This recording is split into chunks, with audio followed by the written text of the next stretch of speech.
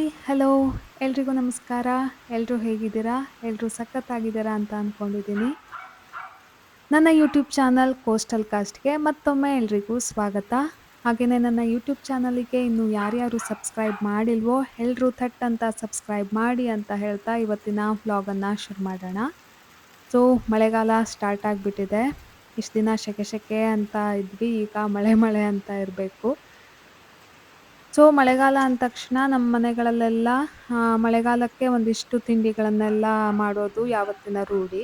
ಹಾಗೇನೇ ಈ seasonal fruits ಏನಿರುತ್ತೆ, ಈ ಮಾವಿನ ಹಣ್ಣು, ಹಲಸಿನ ಹಣ್ಣು ಅದರದ್ದೇ ಕೆಲವೊಂದಿಷ್ಟು ಟ್ರೆಡಿಷನಲ್ ರೆಸಿಪಿನ ನಮ್ಮ ಹಳ್ಳಿಗಳಲ್ಲಂತೂ ಮಾಡೇ ಮಾಡ್ತೀವಿ. ಹಾಗೆ ಮನೇಲಿ ಹಲಸಿನ ಹಣ್ಣಿತ್ತು. ಹಾಗಾಗಿ ಹಲಸಿನ ಹಣ್ಣಿನ ಇಡ್ಲಿ ಮಾಡೋಣ ಅಂತ ಅನ್ಕೊಂಡ್ವಿ. ಸೊ ಅತ್ತೆ ತುಂಬ ಚೆನ್ನಾಗಿ ಮಾಡ್ತಾರೆ ಹಲಸಿನ ಹಣ್ಣಿನ ಇಡ್ಲಿನ. ಸೊ ಇದಕ್ಕೆ ನಾವು ಒಂದು ಹಲಸಿನ ಹಣ್ಣಿನ ಎಲ್ಲ ಸೊಳೆಯನ್ನೆಲ್ಲ ಬಿಡಿಸಿಟ್ಕೊಂಡ್ವಿ. ಹಾಗೇನೇ ನಿಮಗೆ ಇದನ್ನ ಮಾಡೋಕ್ಕೆ ಅಕ್ಕಿ ಬೇಕಾಗುತ್ತೆ. ಸೊ ಅಕ್ಕಿನ ನಾವಿಲ್ಲಿ ಒಂದು ಉದ್ದ ಲೋಟದಲ್ಲಿ 2 ಲೋಟ ಅಕ್ಕಿನ ಅಂದಾಜಿಗೆ ಒಂದು ಹುರ್ಕೊಳ್ತಾ ಇದ್ದೀವಿ. ಸ್ವಲ್ಪ ಬಿಸಿಲಿ ಒಂದು 5 ನಿಮಿಷ ಈ ಥರ ಹುರ್ಕೋಬೇಕಾಗುತ್ತೆ. ಆ್ಯಂಡ್ ನೀವು ಯಾವ ಅಕ್ಕಿ ಆದ್ರೂ ನಡೆಯುತ್ತೆ, ವೈಟ್ ರೈಸ್ ಆದ್ರೂ ನಡೆಯುತ್ತೆ. ನಾವಿಲ್ಲಿ ಮನೆ ಅಕ್ಕಿನೇ ತಗೊಂಡಿದ್ದೀವಿ. ಸೊ ಈ ಥರ ಅಕ್ಕಿ ರವ ಮಾಡ್ಕೊಳ್ಬೇಕು. ಸೊ ನಾವು ನಾವು ಮನೇಲಿ ಈ ಥರ ಮಾಡ್ತೀವಿ. ಬಟ್ ನೀವು ಇಡ್ಲಿ ರವ ಇರುತ್ತಲ್ವಾ, ಅದನ್ನು ಹಾಕಿ ಮಾಡ್ಬೋದು. ರೆಡಿಮೇಡ್ ಇಡ್ಲಿ ರವ ಹಾಕು ಮಾಡ್ಬೋದು. ಬಟ್ ನಮ್ಮನೇಲಿ ಅತ್ತೆ ಯಾವತ್ತೂ ಮನೇಲೇ ಈ ಥರ ಅಕ್ಕಿನ ಹುರಿದು ಈ ಥರ ರವ ಮಾಡ್ಕೊಂಡು ಮಾಡ್ತಾರೆ. ಸೊ ಅಕ್ಕಿ ರವಾನ ಇಲ್ಲಿ ಒಂದು 2 ಲೋಟ ಅಂದ್ರೆ ನಮ್ಮನೇಲಿ ಅಂದ್ರೆ ಒಂದು 7, 8 ಜನಕ್ಕಾಗುವಷ್ಟು ಮಾಡ್ತಾ ಇರೋದ್ರಿಂದ, ಈ ಥರ 2 ಲೋಟ ಅಕ್ಕಿ ರವಾನ ಒಂದು ಅರ್ಧ ಗಂಟೆ ನೆನೆಸಿಟ್ಕೊಳ್ಬೇಕು. ಒಂದು ಅರ್ಧ ಗಂಟೆ ನೆಂದ ಮೇಲೆ ಈ ಥರ ಒಂದು ಸ್ವಲ್ಪ ನೀರು ಹಾಕಿ ಚೆನ್ನಾಗಿ ಒಂದು 2, 3 ಸಲ ತೊಳ್ಕೊಳ್ಬೇಕು. ಅಂದ್ರೆ ಧೂಳು ಏನಾದ್ರೂ ಪೌಡರ್ ಎಲ್ಲ ಇದ್ರೆ ಹೋಗುತ್ತೆ. ಹಾಗಾಗಿ ಒಂದು 2, 3 ಸಲ ಈ ಥರ ತೊಳೆದು ನೀರನ್ನ ಚೇಂಜ್ ಮಾಡ್ಕೊಳ್ಳಿ. ಸೊ ನಾವಿಲ್ಲಿ ಬಕ್ಕೆಹಣ್ಣನ್ನ ತಗೊಂಡಿದ್ದೀವಿ. ಅಂದ್ರೆ ನಮ್ ಕಡೆ ಈ ತರ ಗಟ್ಟಿ ಇದ್ರೆ ಬಕ್ಕೆಹಣ್ಣು ಅಂತ ಹೇಳ್ತೀವಿ. ಅದು ಮೆತ್ತಗಿರತ್ತಲ್ವಾ, ಅದು ಹಲಸಿನ ಹಣ್ಣು ಅಂತ ಹೇಳ್ತೀವಿ. ಸೊ ಆಲ್ಮೋಸ್ಟ್ ದೊಡ್ಡ ಬಂಡಿಲಿ 1 ಬಂಡಿ ಸೊಳೆನ ತಗೊಂಡಿದ್ದೀವಿ. ಯಾಕೆಂದ್ರೆ ನಾವು ಉದ್ದ ಲೋಟದಲ್ಲಿ 2 ಲೋಟ ಅಕ್ಕಿನ ಮೆಜರ್ ಮಾಡ್ಕೊಂಡಿರೋದ್ರಿಂದ ಹಲಸಿನ ಸೊಳೆನೂ ಜಾಸ್ತಿನೇ ಬೇಕಾಗುತ್ತೆ. ಸೊ ಅಂದಾಜು ಅಂದ್ರೆ ನಿಮ್ಗೆ 2 ಕಪ್ ಅಕ್ಕಿ ಇದು ಮಾಡ್ತೀರಾ ಅಂದ್ರೆ, ಅಕ್ಕಿ ರವಾದ್ ಮಾಡ್ತೀರಾ ಅಂದ್ರೆ, ಸೊ ಇದು ಒಂದು 3 ಕಪ್ ಬೇಕಾಗುತ್ತೆ. ಯಾಕೆಂದ್ರೆ ಹಲಸಿನ ಹಣ್ಣು ಜಾಸ್ತಿ ಹಾಕಿಲ್ಲ ಅಂದ್ರೆ ಗಟ್ಟಿ ಆಗ್ಬಿಡತ್ತೆ ಇಡ್ಲಿ. ಅಂದ್ರೆ ಸ್ಮೂತ್ ಆಗಿ, ಸಾಫ್ಟ್ ಆಗಿ ಬರೋದಿಲ್ಲ. ಹಾಗಾಗಿ ಅದ್ರದ್ಕಿಂತ ಜಾಸ್ತಿನೇ ಬೇಕಾಗುತ್ತೆ. ಹಾಗೆ ನಾವು ಅಂದಾಜಿಗೆ ಹಲಸಿನ ಸೊಳೆನ ತೆಗೆದಿಟ್ಕೊಂಡಿದ್ವಿ. ಈ ಥರ ನುಣ್ಣಗೆ ಬೀಸ್ಕೊಳ್ಬೇಕು. ಅಂದ್ರೆ ನಿಮ್ಗೆ ಹಲಸಿನ ಹಣ್ಣಾದ್ರೆ ಇನ್ನೂ ಜಾಸ್ತಿ ರಸ ಜಾಸ್ತಿ ಬರುತ್ತೆ. ಸೊ ಈ ಬಕ್ಕೆ ಹಣ್ಣಾದ್ರೇನು ಸ್ವಲ್ಪ ರಸ ಅಷ್ಟೊಂದಿರೋದಿಲ್ಲ ಅಷ್ಟೇನೆ.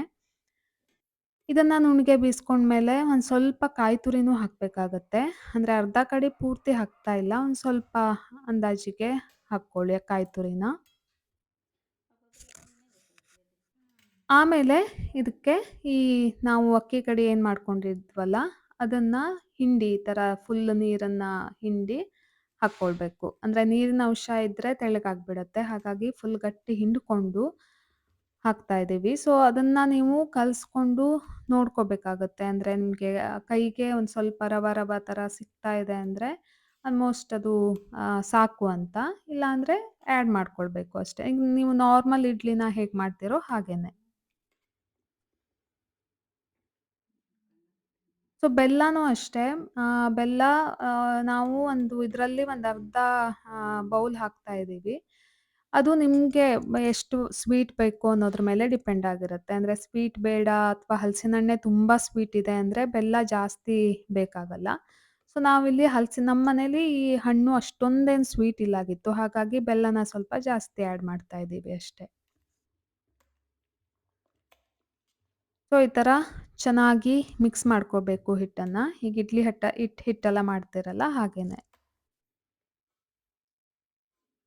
ಸೊ ನೋಡಿ ಅಂದ್ರೆ ಇನ್ನೂ ಅಂದ್ರೆ ಅಕ್ಕಿ ಕಡಿ ಹಿಡಿತಿತ್ತು. ಹಾಗಾಗಿ ಇನ್ನೊಂದ್ ಸ್ವಲ್ಪ ಆಡ್ ಮಾಡ್ತಾ ಇದ್ದಾರೆ. ಸೊ ನೋಡಿ ಈ ತರ ಕೈಗೆ ರವ ರವ ಅಂತ ಸಿಗತ್ತಲ್ವಾ? ಅಷ್ಟು ಆಡ್ ಮಾಡ್ಕೋಬೇಕು. ಇದಕ್ಕೆ ರುಚಿಗೆ ತಕ್ಕಷ್ಟು ಉಪ್ಪನ್ನ ಆಡ್ ಮಾಡ್ತಾ ಇದ್ದೀವಿ. ಸೊ ಉಪ್ಪು ಅಂದ್ರೆ ಇಡ್ಲಿ ಹಿಟ್ಟಿಗೆಲ್ಲ ಎಷ್ಟು ಬೇಕಾಗುತ್ತೆ ಅಷ್ಟು ಅಂದಾಜ್ ಮೇಲೆ ಹಾಕ್ಕೊಳ್ಳಿ.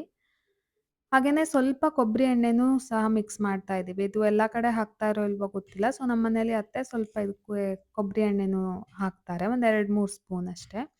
ಸೊ ಇಲ್ಲಿ ನಮ್ಮ ಮನೇಲಿ ಏನ್ ಮಾಡ್ತೀವಿ ಅಂದ್ರೆ ನಾವು ಫ್ಲೇವರಿಗೆ ಜಾಯಿಕಾಯಿ, ಈ ಜಾಯಿಕಾಯಿ ಇರತ್ತಲ್ವಾ ಅದನ್ನ ಸ್ವಲ್ಪ ಪೌಡರ್ ಮಾಡಿ ಹಾಕ್ತೀವಿ. ಇಲ್ಲಾಂದ್ರೆ ನಿಮ್ಗೆ ಏಲಕ್ಕಿನೂ ಸಹ ನೀವು ಆಡ್ ಮಾಡ್ಕೋಬಹುದು ಫ್ಲೇವರಿಗೆ.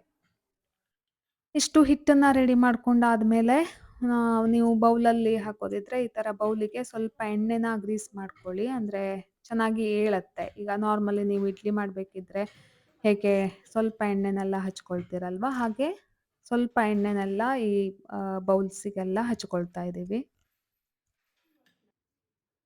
ಸೊ ನಾವು ಜಾಸ್ತಿ ಕ್ವಾಂಟಿಟಿಲಿ ಮಾಡ್ತಾ ಇರೋದ್ರಿಂದ ಬೌಲ್ ಅಷ್ಟೇ ಸಾಕಾಗಲ್ಲ. ಹಾಗಾಗಿ ಈ ತರ ದೊಡ್ಡ ಪ್ಲೇಟಲ್ಲಿ ಉಳ್ದಿದ್ದೆಲ್ಲ ಹಿಟ್ಟನ್ನ ಹಾಕಿ ಇಟ್ಬಿಡ್ತೀವಿ. ಸೊ ನಮ್ಮನೇಲಿ ಈ ತರ ಕೆಲವೊಂದಿಷ್ಟು ಐಟಮ್ಸನ್ನೆಲ್ಲ ಮಾಡಕ್ಕೆ ಅಂತ ಅತ್ತೆ ಹಿಂದ್ಗಡೆ ಈ ತರ ಕಟ್ಟಿಗೆ ಒಲೆನ ಮಾಡಿಟ್ಕೊಂಡಿದ್ದಾರೆ. ಆಮೇಲೆ ಈ ತರ ಟ್ರೆಡಿಷನಲ್ ಐಟಮ್ಸನ್ನೆಲ್ಲ ಈ ತರ ಕಟ್ಟಿಗೆ ಒಲೆಯಲ್ಲಿ ಮಾಡಿದ್ರೇನೆ ಏನೋ ಒಂಥರ ಚೆನ್ನಾಗ್ ಅನ್ಸುತ್ತೆ. ಈಗಂತೂ ಸಿಲಿಂಡರ್ ಕೂಡ ಕಡಿಮೆ ಅಂದ್ರೆ ಅವೈಲಬಿಲಿಟಿ ಕಡಿಮೆ ಇರೋದ್ರಿಂದ ಇದು ಆಲ್ಮೋಸ್ಟ್ 1 ಅವರ್ ಮೇಲ್ ಬೇಕಾಗುತ್ತೆ ಬೇಯಲಿಕ್ಕೆ ಚೆನ್ನಾಗಿ. ಹಾಗಾಗಿ ಕಟ್ಟಿಗೆ ಒಲೆಯಲ್ಲೇ ಮಾಡ್ತಾ ಇದ್ದೀವಿ. ಸೊ ಹಿಟ್ಟನ್ನ ಎಲ್ಲ ಬೌಲಿಗೂ ಈ ತರ ನೀಟಾಗಿ ಹಾಕ್ಕೋಬೇಕು. ಒಂದು ಒಂದು ಮುಕ್ಕಾಲಷ್ಟು ಹಾಕ್ಬಹುದು. ಅಂದ್ರೆ ಅದೇನು ಉಕ್ಕಿ ಆ ಥರ ಎಲ್ಲ ಏನು ಬರೋದಿಲ್ಲ. ಹಾಗಾಗಿ ಸೊ ಇಷ್ಟಿಷ್ಟು ಹಾಕ್ಕೋಬಹುದು.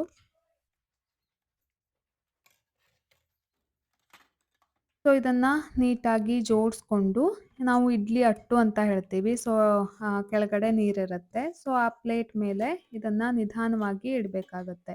ಯಾಕೆಂದ್ರೆ ಸ್ವಲ್ಪ ಆ ಕಡೆ ಈ ಕಡೆ ಆದ್ರೆ ಅದು ಚೆಲ್ಲಿ ಹೋಗೋ ಚಾನ್ಸಸ್ ಇರೋದ್ರಿಂದ ಸೊ ನಿಧಾನಕ್ಕೆ ಹೇಗೆ ಪ್ಲೇಟ್ ಯಾವ ಸೈಜಿನ ಪ್ಲೇಟ್ ಸೆಟ್ ಆಗುತ್ತೆ ನೋಡ್ಕೊಂಡು ಈ ತರ ನಿಧಾನವಾಗಿ ಜೋಡಿಸ್ಕೋಬೇಕು. ಸೊ ಉಗಿ ಬರುತ್ತಲ್ವಾ?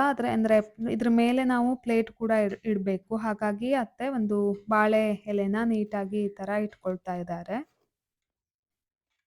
ಸೊ ಇದ್ರ ಮೇಲೆ ಈ ತರ ನಾವು ಉಳ್ದಿದ್ದ ಹಿಟ್ಟನ್ನೆಲ್ಲ ಒಂದು ಪ್ಲೇಟಲ್ಲಿ ಹಾಕ್ತಾ ಇದೀವಿ. ಸೊ ಅದನ್ನ ಪ್ಲೇಟನ್ನ ಅದ್ರ ಮೇಲೆ ಇಟ್ಟು, ಅದ್ರ ಮೇಲೆ ಇನ್ನೊಂದು ಬಾಳೆ ಎಲೆನೂ ಇಡ್ಬೇಕಾಗತ್ತೆ. ಯಾಕೆಂದ್ರೆ ಉಗಿ ನೀರ್ ಬೀಳತ್ತಲ್ವಾ? ಸೊ ಉಗಿ ನೀರ್ ಬಿದ್ರೆ ಒಂಥರ ಮೆತ್ತಗ ಆಗ್ಬಿಡತ್ತೆ. ಚೆನ್ನಾಗ್ ಬರಲ್ಲ. ಹಾಗಾಗಿ ಸೊ ನಿಧಾನಕ್ಕೆ ಈ ತರ ಬಾಳೆ ಎಲೆನ ಮೇಲ್ಗಡೆ ಇಟ್ಟು ಮೇಲಿಂದ ಅಥವಾ ಸೆಟ್ ಆಗಿಲ್ಲ ಅಂದ್ರೆ ಪ್ಲೇಟ್ ಕೂಡ ಹಾಕ್ಬಹುದು. ಸೊ ಅದ್ರ ಮೇಲೆ ಒಂದು ಬಾಳೆನ ಇಟ್ಟು ಮುಚ್ಚಳ ಹಾಕ್ಬಿಟ್ರೆ 1 ಅವರ್ ಆಲ್ಮೋಸ್ಟ್ 1 ಅವರ್ ಮೇಲ್ ಬೇಕು. ಸೊ ಬೆಂಕಿ ಮಾತ್ರ ನೀವು ಉರಿತಾ ಇದೆಯೋ ಅಂತ ನೋಡ್ತಾ ಇರ್ಬೇಕಾಗತ್ತೆ ಅಷ್ಟೇ. ಸೊ 1 ಅವರ್ ಈ ತರ ಇಟ್ರೆ ಚೆನ್ನಾಗಿ ಬೆಂದ್ಕೊಳತ್ತೆ.